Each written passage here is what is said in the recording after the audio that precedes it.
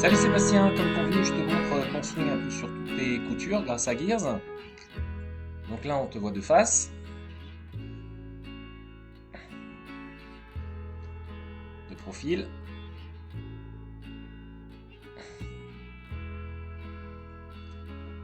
Ça, c'est une vue intéressante. On voit que tu fais quand même pas mal d'overswing, mais ça, je t'en avais parlé. Ça, on l'avait déjà vu, celle-là. De derrière,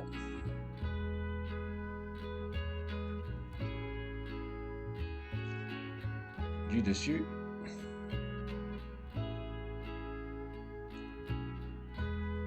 et d'en dessous.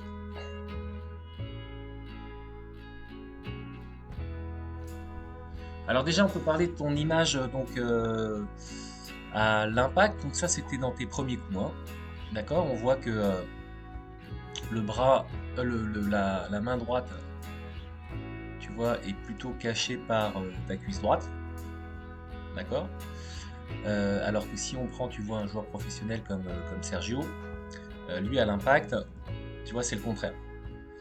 Il a il a les mains au niveau de la cuisse gauche. Aussi, si on regarde vers la cible, eh bien, pardon, de profil, on voit les deux jambes donc de notre ami là, alors que toi, on est toujours à l'impact, on a l'impression que tu es à l'adresse, hein, on est vraiment à l'impact, hein, tu vois, regarde. On est vraiment à l'impact, et on a l'impression que tu n'as pas vraiment bougé par rapport à l'adresse. En tout cas, on ne voit pas de deuxième jambe. Alors tu te souviens de ce dont on avait travaillé? On avait travaillé plus sur la cause du mouvement que ses conséquences, hein. Donc plutôt que de créer une énergie vers la cible, vers la balle, d'avoir une énergie plus vers le sol. Et à force de taper des balles, tu vois, euh, dans les derniers coups, on voit que tu as complètement changé ta dynamique, notamment à l'impact. Regarde. Donc là, c'est toi à droite, hein, toujours. Et là, tu as vraiment une meilleure attitude. On voit les deux jambes, on voit même le petit trou là entre les deux jambes, c'est très très bon signe. On voit que tu es beaucoup plus actif au niveau des jambes. euh, Par rapport à... Donc là, tu te rends compte, là, c'est deux images de toi. Une à la fin, une au début. Là, on voit vraiment que tu es beaucoup plus actif au niveau des jambes. Là, le fait de pousser, tu vois, de pousser vers le sol, ça te fait basculer. Alors, on va regarder au niveau des body lines. Alors, tac, je vous mets ensemble. Et là,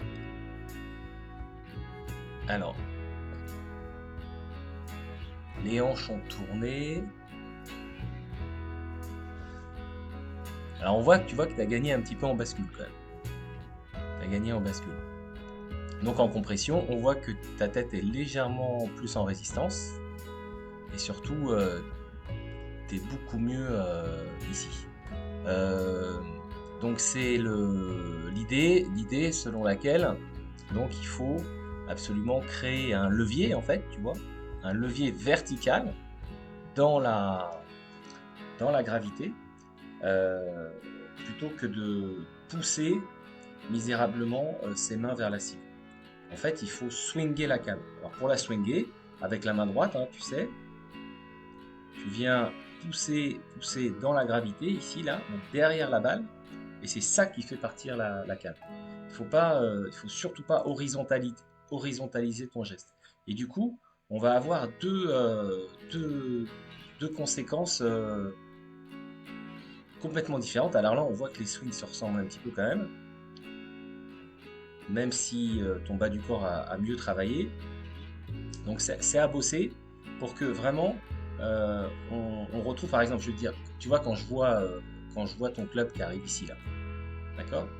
Là, on sent que tu prends de l'énergie pour vraiment créer un mouvement fort vers l'avant. Regarde, si on reprend notre Sergio là. Donc là, excuse-moi, ça va un petit peu à l'envers. Si on prend le début du swing, tu vois